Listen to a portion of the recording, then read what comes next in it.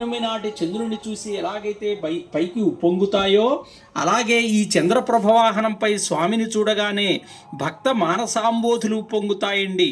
భక్త నేత్రోత్పలాలు వికసిస్తాయండి. ఆనందరసం ఏదైతే ఉంటుందో అది భక్తుల హృదయం నుండి స్రవిస్తుందన్నమాట. అందుకే ఆనందము చల్లదనము కూడా అదుగో చంద్రుని వల్లే కలుగుతుంది అని చెప్పి ప్రాచీనులు వర్ణించారు. ఈ చంద్రప్రభ వాహనాన్ని వైభవాన్ని మనం ఏమని చెప్పాలి?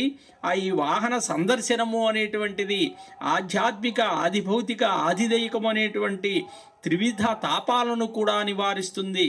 అందుకే ఆ చంద్రుని పేరు వినగానే మనకు కలిగేటటువంటి ఆనందము ఆహ్లాదము అనేటువంటిది ఆ భక్తజన కోటికి కూడా ఆ చంద్రుని వాహనంగా చేసుకున్నటువంటి ఆ భగవంతుడు ఆ రకమైనటువంటి తాపాలన్నీ కూడా పోగొట్టేటటువంటి వాడగుగాక. అందుకే రేపు కూడా బ్రహ్మోత్సవాల్లో 8వ రోజు మనం చూడబోతూ ఉన్నాం రథోత్సవాన్ని కూడా.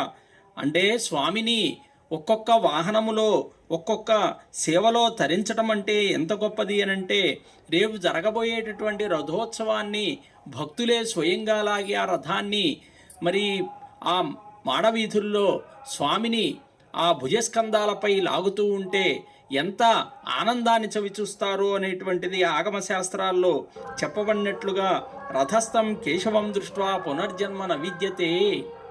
అదుగో భక్తులంతా చూడండి వివిధమైనటువంటి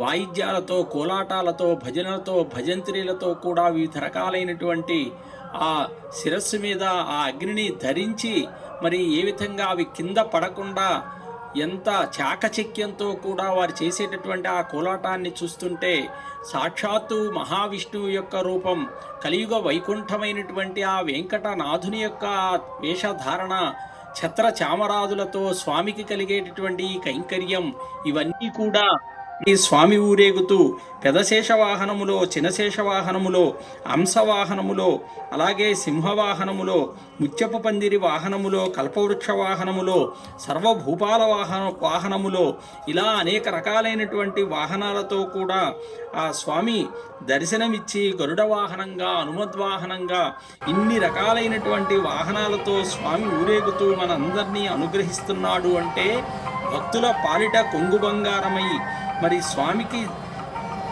ఇన్ని ఉత్సవాలు జరిగిన ఈ వార్షికోత్సవాల్లో బ్రహ్మోత్సవాల్లో ఉన్నటువంటి ఆ శోభ అనంతము, ఆ ఫలితం కూడా అనంతమే. ఎందుకంటే ఉత్తమోత్తమైనటువంటి వైకుంఠాన్ని వదిలి అదిగో భక్తులందరినీ అనుగ్రహించటానికి భూలోకానికి విచ్చాడు సాక్షాత్తు మహావిష్ణువు. ఆయన ఎవరయ్యా అంటే వెంకటేశ్వర స్వామి.